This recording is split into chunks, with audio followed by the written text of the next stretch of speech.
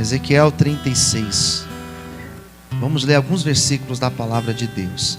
O versículo de número 6 a seguir, a palavra do Senhor diz assim: portanto, profetiza sobre a terra de Israel, e dizer aos montes, e aos outeiros, e às correntes, e aos vales: assim diz o Senhor Jeová, eis que falei no meu zelo e no meu furor, porque levastes sobre vós o opróbrio dos gentios. Portanto, assim diz o Senhor Jeová: eu levantei a mão para que os gentios que estão ao redor de vós levem o seu opróbrio sobre si mesmos.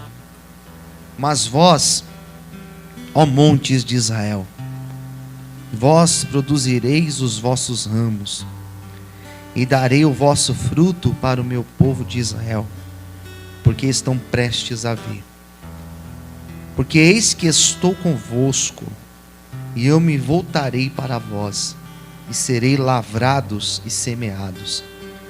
Multiplicarei homens sobre vós, a toda a casa de Israel, sim, a toda ela. E as cidades serão habitadas, e os lugares devastados serão edificados. E multiplicarei homens e animais sobre vós, e eles se multiplicarão e frutificarão, e vos farei habitar como dantes, e farei o vosso estado melhor que nos vossos princípios. E saberei que eu sou o Senhor, e farei andar sobre vós os homens, o meu povo de Israel, eles te possuirão, e serás a sua herança, e nunca mais os desfilarás. Amém. Vamos orar? Soberano Deus, fala conosco nesta palavra desta manhã. É o primeiro culto do dia. O nosso coração está aqui, Senhor, totalmente aberto para ouvir tua voz. Que nada nos impeça de sermos ministrados. Tire agora toda a distração, inquietação que possa vir para nos roubar esta palavra. Abençoe todos que me assistem, que me ouvem agora, de qualquer parte onde elas estiverem, Senhor. Que o teu Espírito Santo fale com todos, em nome de Jesus. Amém. Você pode aplaudir o Senhor nessa manhã? Graças a Deus. Eu li para vocês, para quem não está familiarizado com os textos proféticos, eu li para você um trecho de uma profecia. Não é uma profecia por inteiro, é apenas um trechinho dela. E são palavras de Deus que foram destinadas ao seu povo. Interessante que esta palavra mostra, é colocado em Deus, é dado a Deus um atributo humano nesse texto. É dado a Deus nesse texto o atributo de preocupação. Deus preocupado com o seu povo. Quem entendeu, diga amém. Então eu posso dizer que Deus, Ele está preocupado com você. Você pode falar isso para alguém? Escolhe alguém perto de você, diga assim: Deus, Ele está preocupado com você. Amém? Deus está preocupado com você. Preocupação é um sentimento, é um atributo humano. Nós nos preocupamos. Eu li para vocês hoje, na hora da oferta, o texto de Mateus, capítulo 6. E lá em Mateus, capítulo 6, vai dizer que as aves não têm preocupação. Elas não se preocupam com o dia de amanhã. Não é assim? Elas não fiam, elas não semeiam, elas não trabalham, elas vivem. E elas não se preocupam com o dia de amanhã. Se você perguntar para o seu animal de estimação, para o seu pet, se ele está preocupado, na verdade, se você perguntar isso para o teu cachorro, para o teu gato, eu vou ficar preocupado com você. Então não pergunte isso para ele. Mas vamos supor que você tivesse a capacidade de... Eu não quero falar assim porque tem gente que consegue conversar com os animais, né? Vamos supor que se ele te respondesse, igual eu estou te respondendo, falando com você agora, e você perguntasse: você tem alguma preocupação para amanhã? Ele diria que não. Se você perguntar para um bebezinho de colo: você tem uma preocupação para amanhã? Vai dizer que não. Porque preocupação é algo humano. Apesar que no texto que eu li para vocês, é dado a Deus esse atributo humano. E por que é colocado no texto essa expressão? O versículo 9 tem uma outra tradução bíblica, não a que eu li aqui, mas uma outra tradução, se não me engano, a Nova Versão Internacional, que ela vai dizer que Deus, Ele se preocupa conosco, que Ele está preocupado conosco.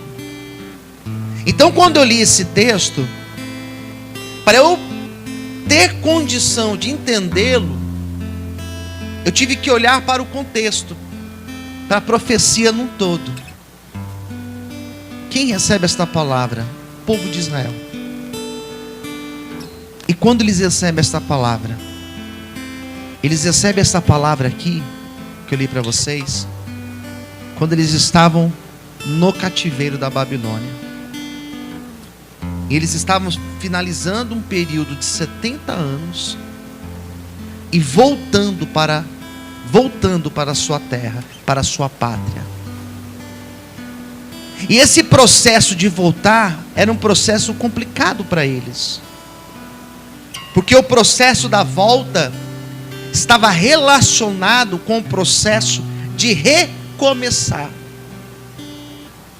E recomeçar um ciclo na vida, recomeçar um processo na vida, não é algo fácil. Você tem que recomeçar num relacionamento, não é fácil. Você tem que recomeçar na sua vida profissional, não é fácil. Você tem que recomeçar numa outra cidade, num outro país, não é fácil. Por quê? Porque nós somos cheios de insegurança, nós somos cheios de medos, de dúvidas. Será que vai dar certo? Será que as coisas vão acontecer?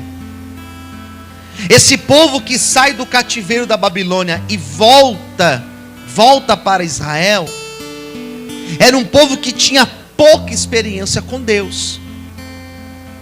Era um povo que a maioria deles tinham nascido no cativeiro, a maioria deles. Eles tinham nascido naquela situação que eles estavam. E quando eles voltam, diz a Bíblia, que tudo estava destruído. Você já leu o livro de Neemias? Quem já viu falar de Neemias? Diga amém. Já viu falar? O que fala Neemias? A reconstrução da cidade de Jerusalém. Reconstrução dos muros da cidade de Jerusalém. Já leu Ageu? O que fala o livro de Ageu? A reconstrução do templo de Jerusalém. Ou seja, são livros contemporâneos. Eles estavam voltando para recomeçar. E quando eles estavam voltando para recomeçar, voltando para colocar as coisas no lugar, eles estavam cheios de insegurança. Então Deus levanta o profeta Ezequiel para falar direto ao coração deles. E eu encontrei nesse texto, nesse trecho, 5 falas de Deus para este povo. 5 promessas de Deus. Diga para quem está perto de você: Deus tem promessas para a tua vida. Deus tem promessas. Crê em promessa? Quem crê em promessa, diga amém. Quem está guardando promessas de Deus, diga amém. Então foram 5. Em alguma delas, ou 2, 3 ou 4, ou em todas elas, Deus vai falar com você. Primeira coisa que Deus falou para eles: vocês voltarão. E primeira coisa, eu vou tirar a vergonha que vocês estão passando. A situação de vergonha. Aqui na minha Bíblia tem um outro termo, né? O termo que é utilizado aqui é o termo opróbrio, que é a mesma coisa, vergonha.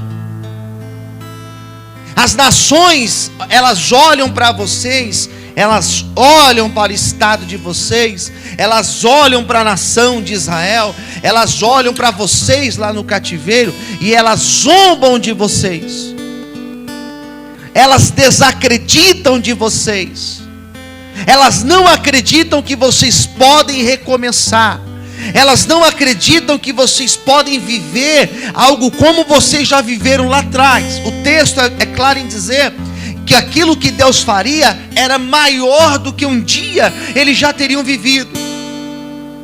Tirar vergonha, queridos, não significa cessar a dor na nossa vida.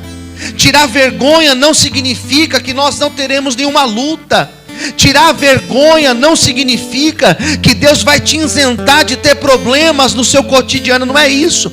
Mas quando o texto está dizendo que Ele vai tirar vergonha, é porque existe uma causa, ou existem causas na nossa vida que causam constrangimento, que causam realmente vergonha, que se você pudesse, você apagaria da tua vida, que se você pudesse, você excluiria isso da tua história. Deus nessa manhã, Ele não está dizendo que Ele vai excluir, mas Ele está dizendo que Ele vai agir nesta situação, e onde existe uma vergonha, Ele vai trazer, receba essa palavra, amém? Ele vai trazer honra sobre a tua vida, Ele vai trazer mudança sobre a tua história, em nome de Jesus. Você pode aplaudir e dar um glória a Deus bem alto por isso, aleluias. Se é para Deus, aplauda mais forte, aleluias. Então a primeira coisa que Deus falou com eles foi isso: vou tirar a vergonha de vocês. Crê nisso? Quem crê, diga amém. Vergonha é um constrangimento. Vergonha é aquilo que nos faz andar de cabeça baixa. Vergonha é aquilo que a gente não quer mostrar para ninguém. Deus vai tirar a tua vergonha. Você crê? Quem crê, diga amém. Foi a primeira parte da profecia.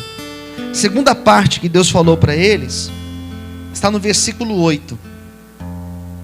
E esse versículo 8 fala sobre o termo fertilidade. Aquela terra, sabe o que acontece quando uma terra fica abandonada? Sabe o que acontece quando uma terra fica mal cuidada? Ela vai perdendo o seu valor, ela vai perdendo a sua capacidade de ser fértil. Se você pegar as fotos da nossa casa de recuperação, por exemplo, de 5 anos atrás para agora, você vê uma outra coisa lá. É um lugar totalmente diferente. Se você viu a nossa chácara há 8 anos atrás e você for lá hoje, você não reconhece. Por quê? Porque a terra, ela é uma terra fértil. O que nós plantamos lá cresce, nasce e dá frutos. Desde uma árvore frutífera até uma roseira que nós plantamos lá. Por quê? Porque aquele lugar é um lugar fértil. A terra de Israel se tornou um mato. A terra de Israel, Israel é um lugar. O dia que você puder ir em Israel, você vai ter experiência de ver. É uma terra seca. É um lugar deserto. É um lugar seco. Mas ao mesmo tempo que é seco, é um lugar fértil. Então você passa em lugares que você tem uma paisagem de deserto, e daqui a pouco aquela paisagem de deserto, ela muda para uma paisagem de campo, e daqui a pouco você está passando no meio de palmeiras, daqui a pouco você está passando no meio de aquelas árvores grandes, tâmaras, extremamente fértil, próspero. Por quê? Porque naquela terra, por mais que ela esteja num lugar seco, aquela terra é uma terra abençoada por Deus. O texto que eu li para vocês, o versículo 8 está dizendo: vocês vão produzir ramos, vocês darão frutos. Ou seja, a terra onde vocês voltarão, a terra de Israel, ela tornará a ser uma terra fértil, a ser uma terra próspera, a ser uma terra frutífera. Israel é um pedaço de terra cercado de deserto, queridos, mas é um lugar fértil, é um lugar próspero. Sabe por quê? Porque sobre Israel existe a bênção de Deus, sobre Israel existe a prosperidade do Senhor. Pode ser que você trabalha num ramo em que todos estão passando por escassez, mas você tem bênção de Deus sobre a tua vida, amém? Pode ser que você seja de uma família que todo mundo está em crise, mas você tem a bênção de Deus. Com você será diferente. Por quê? Porque a bênção de Deus, ela está sobre a tua vida. Deus me levantou nessa manhã para profetizar aqui nesse lugar que tem pessoas que vão prosperar no seu ramo de trabalho, tem pessoas que vão prosperar no seu relacionamento, tem pessoas que vão prosperar em todas as áreas da vida. Sabe por quê? Porque a bênção da fertilidade, ela está sendo derramada sobre você nessa manhã.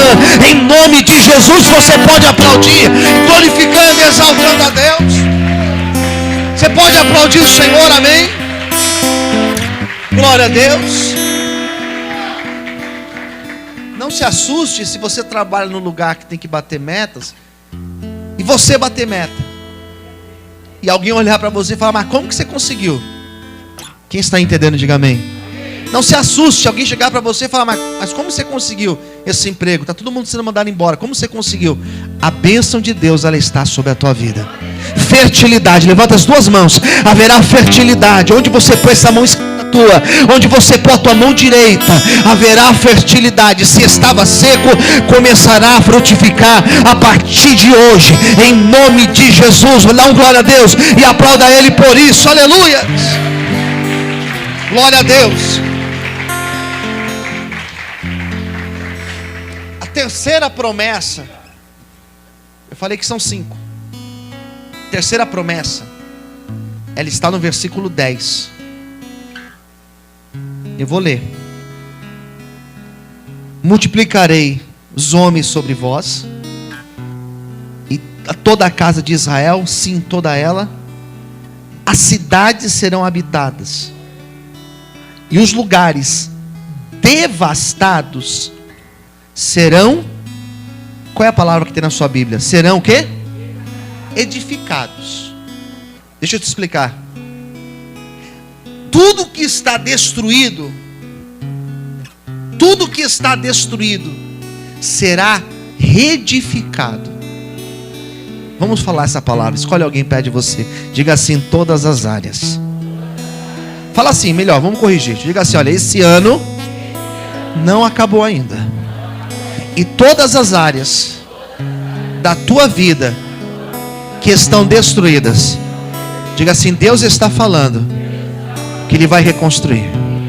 Amém? Agora olha para mim. Qual é a área da tua vida que precisa ser reconstruída? Qual é a área da tua vida que você hoje fala: Deus, venha reconstruir essa área na minha vida? Qual é a situação na tua vida? Qual é a situação da tua história que precisa ser reedificada? Deus, nessa manhã, Ele vai trazer restauração sobre a tua vida, em nome de Jesus. Você pode dar um glória a Deus e exaltar o Senhor nessa manhã, aleluia. Glória a Deus. Amém. Quando você vai em Jerusalém, por exemplo, existem escavações em Jerusalém. Existe uma camada que foi escavada, e debaixo daquela camada escavada existe uma cidade que um dia foi destruída, e eles reconstruíram em cima dela. Quem entendeu, diga amém. Daí essa cidade que eles acharam aqui, eles começaram a escavar esta cidade, e debaixo dessa cidade que eles encontraram uma outra cidade que já tinha sido destruída, e eles reconstruíram em cima. E aquela cidade que eles encontraram, existem escavações mais profundas ainda, que existe uma outra cidade lá embaixo que foi destruída. Construíram uma, destruíram, construíram outra, destruíram e construíram outra. E você vai lá hoje, está tudo reconstruído, irmãos. Essa capacidade de reconstruir que esse povo tem é algo impressionante. É muito diferente, por exemplo, do Brasil. Se você for lá na cidade de Mariana, em Brumadinho, por exemplo, que foi destruída, vai estar igual. Está tudo igual lá. A lama está do mesmo jeito lá. Essa capacidade de reconstruir que esse povo tem é algo fantástico. Sabe quantas vezes a cidade de Jerusalém já foi reconstruída? Várias vezes. Várias vezes. Essa capacidade de recomeçar, eles já tiveram várias vezes. Essas escavações que eles fazem é para pegar, como se fala, itens arqueológicos. Mas a cidade ela já está reconstruída. Nós aqui que servimos a Deus, que acreditamos no poder de Deus, nós temos a capacidade de reconstruir. Nós temos a capacidade de recomeçar quantas vezes forem necessárias. Nós temos a capacidade de reflorescer, ainda que a árvore seja cortada, diz a Bíblia que ela tem a capacidade de florescer novamente, ela tem a capacidade de recomeçar novamente. Deus colocou essa palavra no meu coração, dizendo: pessoas entrarão destruídas, mas vão recomeçar. Pessoas entrarão com áreas da vida destruída, mas vou trazer um recomeço. É tempo de recomeçar, diz o Senhor para você nessa manhã. Eu não sei qual é a área que o diabo destruiu, que você mesmo destruiu com as tuas mãos, mas haverá recomeço, diz Deus para você em nome de Jesus. Quantos podem aplaudir e exaltar o Senhor por isso? Aleluia! Aplauda o Senhor mais forte, aleluia! Glória a Deus. Amém, queridos. Versículo 11 é a quarta promessa, que diz assim: multiplicarei os homens e animais sobre vós, e eles se multiplicarão e frutificarão, e farei habitar como dantes, e farei o vosso estado melhor do que nos princípios, e saberei que eu sou o Senhor. Quer que eu explique mais simples? Vai ser melhor do que antes. Será melhor do que antes. Quem recebe, diga amém. Será melhor do que antes, amém. Profetiza isso. Escolhe alguém perto de você e diga assim: será melhor do que antes, amém. Pastor, mas eu perdi a comunhão com Deus. Será melhor do que antes, amém. Pastor, mas o meu ministério secou. Será melhor do que antes, diz o Senhor para você, amém. Pastor, existe uma área da minha vida que secou. Será melhor do que antes, amém. Pastor, existem portas na minha vida fechadas. Elas serão melhores do que as outras passadas. Sabe por quê? Porque Deus tem coisas novas. Deus tem dupla honra. Deus tem um momento novo. Deus tem uma nova fase. Deus tem um degrau mais alto para você. Deus tem uma etapa mais para frente para a tua vida. Deus vai te levar além. Deus é Deus de coisas novas. Deus é Deus de coisas novas. Deus fará prosperar. Deus trará coisas novas sobre ti, em nome de Jesus. Quantos podem glorificar e exaltar o Senhor por isso? Aleluia! Aplauda o Senhor bem forte, aleluia! Glória a Deus! É difícil acreditar nisso, irmãos. É difícil acreditar nisso. É difícil acreditar, mas Deus vai fazer. É difícil acreditar.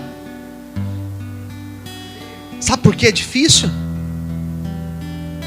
Porque por mais que nós acreditamos, nós vivemos alguns retrocessos na nossa vida.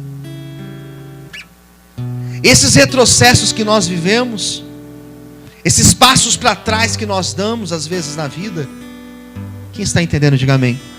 Olhe para mim.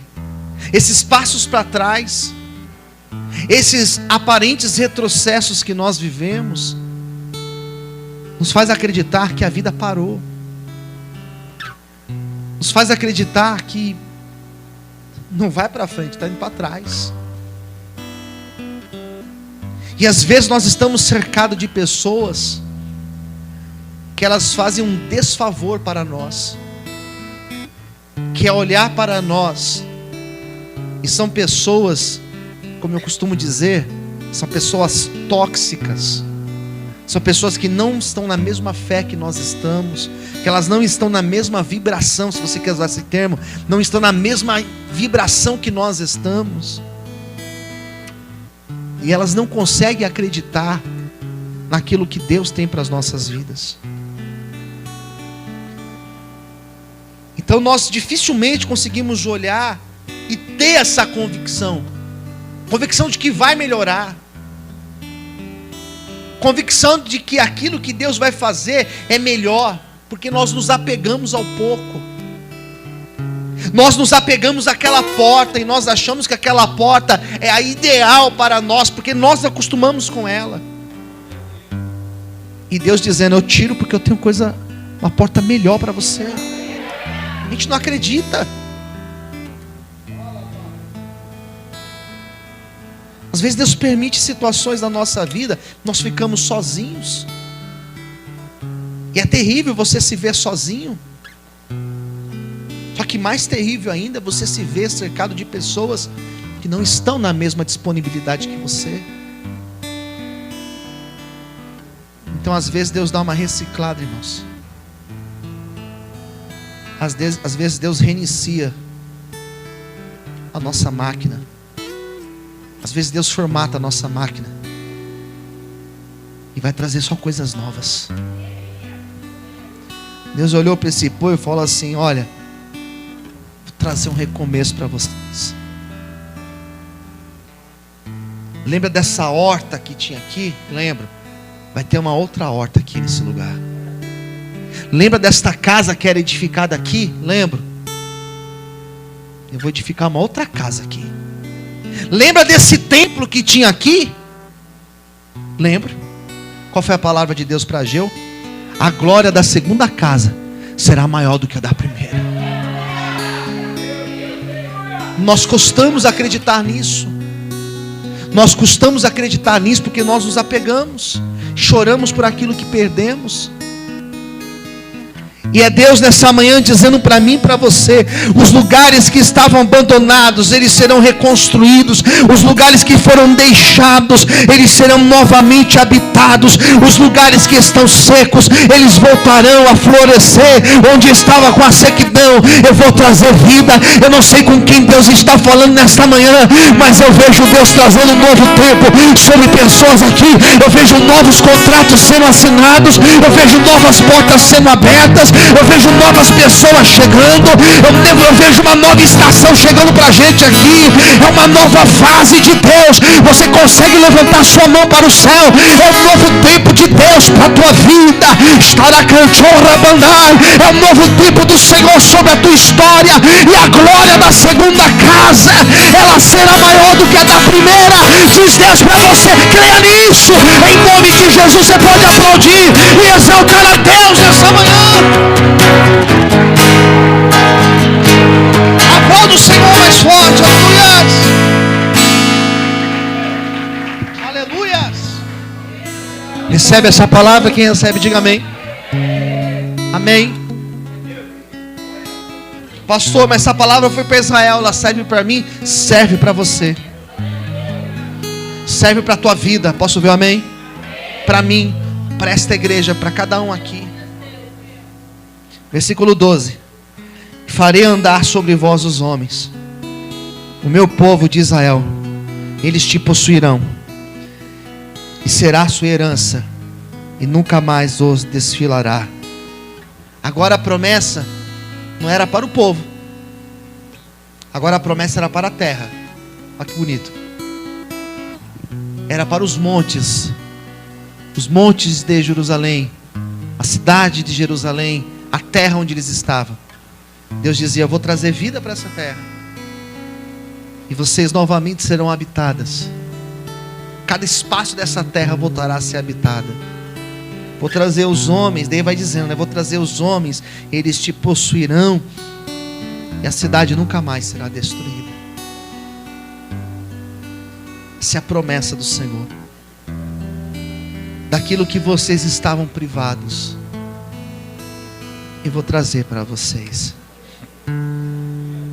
É interessante quando você conversa com uma pessoa que já teve privações na vida. Alguém que já passou dificuldade financeira, alguém que já passou por um processo de enfermidade e teve privações por causa da enfermidade. Pessoas que já teve privações da sua liberdade, privações num geral. Quando essas pessoas têm acesso novamente ao que elas estavam privadas, dentro delas existe um sentimento de gratidão impressionante.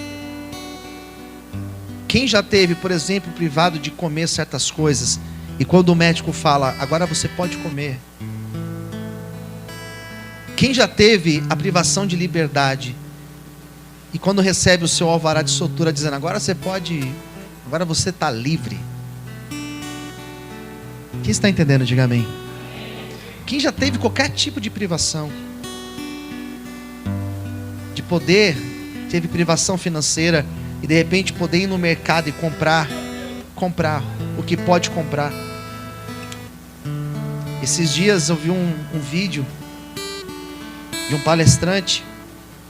Ele fez um vídeo comendo bolacha recheada e tomando Danone. E ele fez aquele vídeo dizendo, olha, eu faço esse vídeo hoje porque uma fase da minha vida eu não tinha condições de comprar isso. Uma fase da minha vida eu até queria, as outras crianças da minha idade tinham esse acesso, eu não tinha, mas agora eu tenho. Parece uma coisa tão simples, mas a privação é algo que quem já passou, quem já teve, sabe o quanto é doloroso. E Deus agora estava dizendo para esse povo, daquilo que vocês estavam privados, que era de ter uma terra, de cultivar uma terra e de viver uma vida, vocês terão de novo. E vou trazer sobre vocês. Posso ouvir um amém, queridos? Eu não sei quais são as privações que alguns aqui têm passado. Talvez esse momento não é nem tanto para você, mas é para a pessoa que está ao seu lado. Deus vai trazer novamente, amém? Deus vai te dar condições novamente. Eu não sei daquilo que você está privado. Eu sei que alguém aqui entendeu muito bem esse trecho da palavra. É Deus dizendo que vai trazer de volta, amém? Que vai te restaurar, que vai te reconstituir, que vai trazer novamente nas tuas mãos. Eu não sei aquilo que tiraram, privaram você, o Senhor trará de volta, em nome de Jesus. Será que você pode aplaudir, glorificar e exaltar o Senhor por isso? Aplauda Ele mais forte, aleluia.